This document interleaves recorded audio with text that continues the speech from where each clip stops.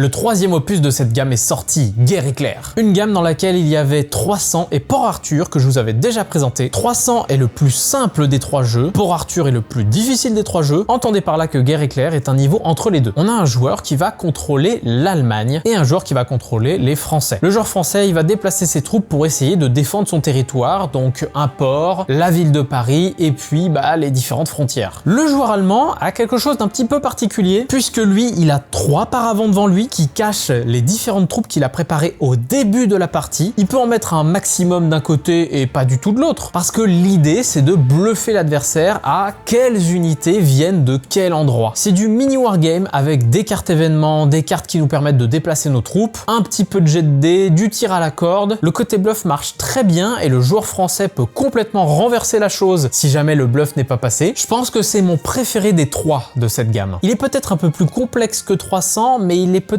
un peu plus tactique et donc plus intéressant pour moi.